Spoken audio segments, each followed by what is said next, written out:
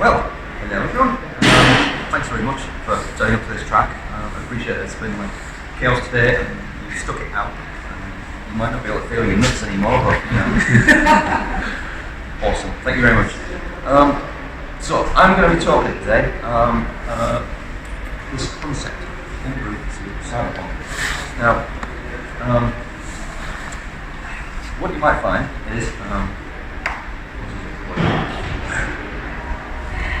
to the old among the crowd. See, I knew I should use this more laptop. This more laptop's full. I am not this guy. I am not Ed Edmonton. If you know who he is, then you're of a certain age.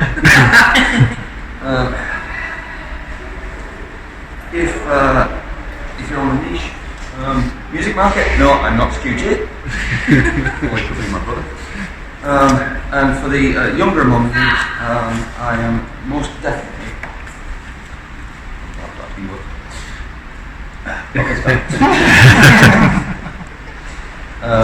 Who I am is I'm Rick Trotter.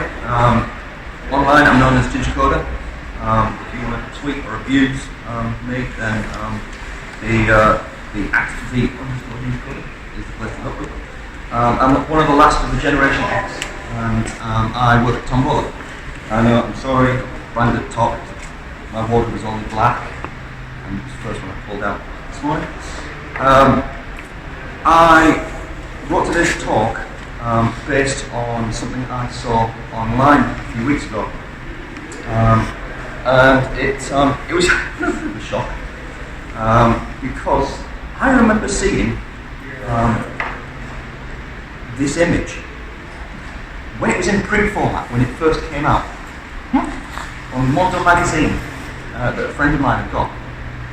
And I saw it online, I said, wow, I remember that. I saw that magazine, I read that magazine. And then I looked at this tiny little thing at the bottom, which had the date on it underneath that. I chopped that off because I didn't want to be reminded about it. But it was in 19... and it was a lot longer ago than I thought it would be. But it really got me thinking. One of the things that got me thinking from the image was, wow, the definition of cyberpunk, that's kind of cool. Also, fun fact, the Idol's comeback album, I flipping love that. Love that album. It's so niche. But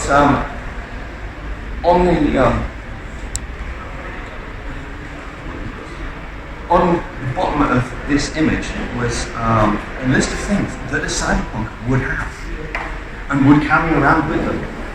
And I looked at it and I thought, okay, document scanners, CD players, Sony phone with scramblers, voice changers, Macs, back copies of things. Pretty much everything on there bar the stun gun. I reckon we pretty much carry around every day in modern society. And it really got me thinking, how did we get to that point? And how have we gotten from that point until now? What sorts of things have changed in our mindsets? So going back, we've got to really do a Scooby-Doo moment where we go back in time and we think about what landscape was in the early days of computing. I love this quote from George Orwell. The earliest days, the whole computing industry was basically made up from big giants. You had your DECs, your IBMs, and they dominated the landscape. That was it. You wanted a computer system, it was a big thing. It lived in huge rooms, and you paid lots of money for it. And if you bought computer systems, you were either the government, a big university, or you were someone that could really invest in it. It wasn't for everyone. And they kind of dominated that sphere, and they owned it, and they took charge of the whole thing. It wasn't until the late 70s, early 90s, that a culture shift happened that transformed us into where we are now. So, the pioneers that did this are people like Steve Wozniak, Ed Roberts, and Jim West. What they did was they saw the power of everyday computing in the hands of all of us. what they did was they actually made that leap that, hey, there's this cool thing, but what we need that in the home landscape. We need our hands on that. And that transformed us to project us into the early age of computing.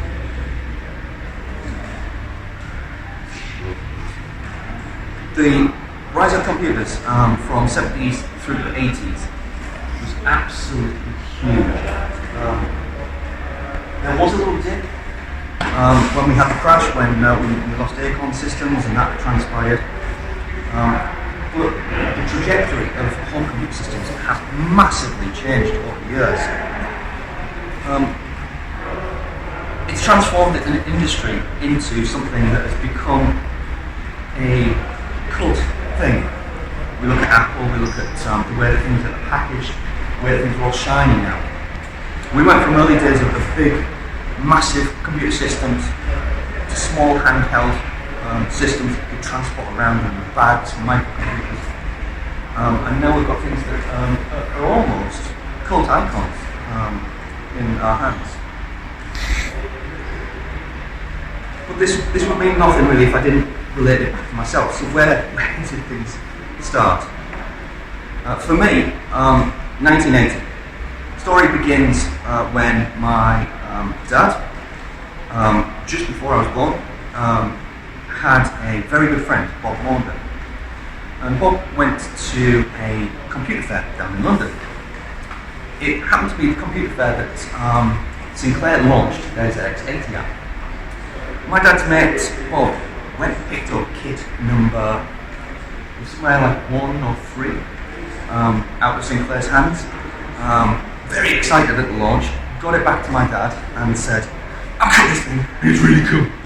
And he and my dad, 2 days after Bob had picked it up, built one of the first ever ZX80 kits. Over a few bottles of wine and a couple of hours of soldering, they got a computer system up and running. Decided, hey, this is kind of a cool thing, why don't we set up a company? And we could write software, we could write books, and we could do stuff. And that's where it all began. No, it's not my dad in this picture, but that's a really cool hat, and I really like this. So, as I was about to be born, my dad is starting to project from microelectronics into the computing industry. Around about 1984, he managed to get a few components together. And funnily enough, I had exactly the same experience at school. Did you? I walked in after Christmas and they said, what did you get for Christmas? And everyone was like, oh, I got the Cabbage Patch Dog. Oh, I got one of these, I got a box of chocolates. And I said, I got a computer system. And my teacher went, yeah, what did you really get? And my mum came to pick me up from nursery and they said, he keeps telling us we got a computer. No way he got one. He said, oh yeah, my husband built it for £3.40 because he didn't have a case. And my teacher kind of went, that's not possible. So I was projected at an early age into using computer systems. I was very fortunate that my dad was able to get hold of, thanks to him working in college, hands on different things like VIC-20s, and then later I managed to get a Commodore 64, got some disk drives for it, actually a mouse for it. I had a desktop package. That was amazing, a mouse on a Commodore 64. Wasn't quite able to get it onto a modem to get it onto BBS systems at the time, but I had some friends that were in the Cleveland Cracking Squad at the time, so that was interesting. I progressed because my dad was working on the Emitex MT500 and doing some really cool stuff on that, and progressed onto the Atari. And as I launched into the 1990s, I started getting into computing and a bit of music. Music kind of took over. So I got my hands on my dad's Atari, which was a bit of a different setup. In school though, we still had just BBC micros, and we had these things connected over Ethernet. I don't know if hands up anyone who remembers Ethernet. Guess you're old. It was basically a network technology that used 5-pin DIN sockets, a bit like MIDI, at the back end of the computer, and they were all on bus technology. It's a bit like MS-2. And we had BC Micros that do all sorts of things like teletext systems. Yes, you're all old. So we used to do all of that kind of fun, moving into the 90s at school, and that's really kind of where I started to cut my teeth. PCs were starting to become more pervasive in society, but it was around about 1997 when my school actually managed to finally get an internet connection on one PC with one modem. So where was I in that? I was able to get hold of some equipment thanks to dumpster diving at my dad's college and picking up some 486 motherboards out of the skip while they were doing upgrades and some VGA monitors. So I recased some 8086 case IBMs with 486 boards and started to get into programming, did some Visual Basic, did some assembly, and started reading the little black book of computer viruses. Who remembers that? Yes! You're all too. Brilliant book that came out at the time, and was one of the first ones on the circuit of being able to be downloaded PDFs and things early days of that. As the 90s wore on, I managed to finally upgrade to a Pentium computer, and we moved into a new decade as I was starting university. Moving into the 2000s, I bottomed out of university. I started out doing electronics over in Bangor in North Wales, and after 6 months it was very apparent that I was chuffing no good at maths. So, given the fact that I was spending 50 hours a week on lectures and learning and getting nowhere with my maths exams and my physics exams, and spending no time but teaching the programming crew how to program, I thought, this is stupid, I'm flogging a dead horse. So, pulled out of university, moved back home, in with the parents, that was probably a poor choice, and I changed over to Teesside University, with IT. A very strange time because this was just around the time of the dot-com bubble. So I started university and everything was based around the web and this brand new technology that is going to make us all billionaires. That didn't happen. So, doing a little bit of dumpster diving and getting bits and pieces, I managed to get some more computer kit. And in the first year, Matthew at the back managed to get me a job at a college that we've been doing some work at.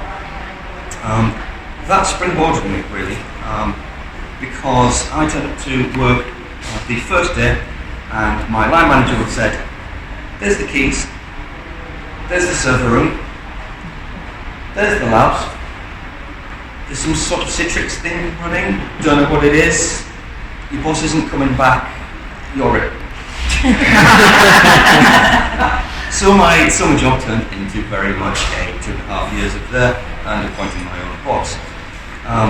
That summer I learned a hell of a lot about NT4, a hell of a lot about Citrix Metaframe, and an awful lot about networking. And it also brought with it some issues, namely in the form of very excitable young students who were very bright and liked computer networks. One of them, I have to say, I was very happy that he didn't end up in some correctional institute. And Alice, who is now an absolutely brilliant speaker on the circuit, he's out in Asia at the moment. He and I struck up quite a good friendship. My predecessor had him pinned up against the wall by his throat when I was joining the college, saying if he ever touched his effing network again, he would effing throw him out the window. I loved Alice and still do. He's an absolutely brilliant chap. And one of my fondest memories of Alice is he and I hatching a plot to work out how to get broadband into the village. At that time, BT and Virgin had an assignment. You had to certain number of people to actually get broadband rolled out to your area. His tiny village had 14 people requesting broadband. So we thought about this and we had a think, what do we do about this and how do we get more people registered? Maybe if we have people's numbers, then we could punch them into the online systems and we could register them. So we hashed a little plan that we would try and work this out, and Alice took it a little bit further, and we somehow gained exchange access and got some documents out of the exchange to work out what the numbers were that were actually on the exchange but not registered to a customer yet. We've not let up in the BT executive that suddenly worked out that the 14,000 people that wanted broadband turned into 14. But broadband was soon rolled out in the village, so that's always good. Moving into the late 2000s and on to the 2010s, life kind of got a bit run away from me. A couple of kids later, mental breakdown, several career changes, several different programming languages later. I found myself heading into a new career trajectory in DevOps and server enterprise infrastructure. This was a huge change. This was a topic and a subject that didn't exist when I started in the industry. And the days of big iron were basically coming to an end. There's a little bit of me that giggles inside, like a schoolgirl, when I look at how much infrastructure I can stand up with just a few lines of Terraform or cloud formation. And there's also another bit of me that screams. But in a few short weeks, it's going to be the 2020s. And I look at it in terms of where we're going to be. So, back to our dystopian dialogue. Whilst we're living in this kind of aluminium and glass escapade that we seem to be on, whilst we have our phones booked, tracked, our houses booked, everything bubble wrapped, everything starts to feel like a little bit of dystopia that we kind of foresaw, didn't really think was going to happen. But what I want to say is that it's not the end of the journey. Yes, I've had 40 years to get me to this point, but where is it headed? And the good thing is that I think we're now living in an exciting time that matches the excitement of the 80s. The last decade has seen a massive swing back to the excitement of Homebrew market and the introduction of low-cost computers, things like the Raspberry Pi, the Arduinos, and people who are willing, have the opportunity to actually start to shape their world, their home, whatever they want to do. They can completely go against using big corporate systems, or they can integrate with them. It's helped us to break away from pre-packaged molds that we put ourselves in. It's kind of like a Lego movie. We're resisting the crowd, we're making things we want to come into being, and we're making all of these things personal again. In some ways we have become the cyberpunks that we wrote about, that we foresaw in the future. There's several people that pioneered the world that we live in, and I urge you to have a look at some of these people. Hedy Lamarr was absolutely amazing, and mathematically she was just second to none. Designed a lot of systems that are now Bluetooth, Wi-Fi, did them decades before anything was even in Ethernet. Catherine Johnson worked for NASA. Alan Turing, obviously. Margaret Hamilton worked on a lot of the Apollo programs. Vint Cerf, Bob Kahn, founders of the internet. Grace Hopper, Linus Torvalds, Dennis Ritchie, Ken Thompson. They all took amazing leaps with what they had to hand, and they built what they didn't have. They shaped our world. And what I would urge you is, perhaps some of you here today are going to take that leap. Perhaps some of you are going to be on the annals of fame, on the annals of history, in changing the world. We've got the opportunity to take it from either a dystopian future that we're worried about, or into something that's absolutely magical. And so I would just like to leave with the Arthur C. Clarke. It's difficult to see, but it says this. Arthur C. Clarke wrote, "The information age has been driven and dominated by technopreneurs.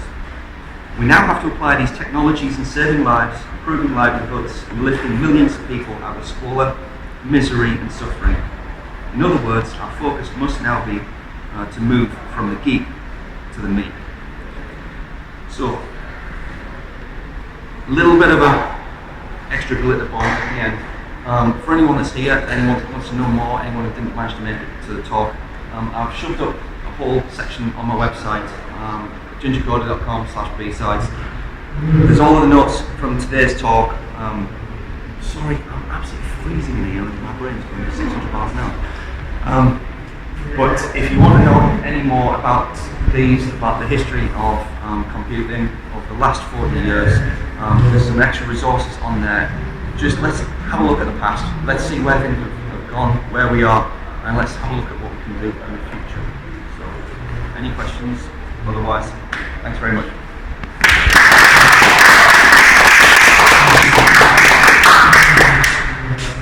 Any questions in the group? Well, that's amazing.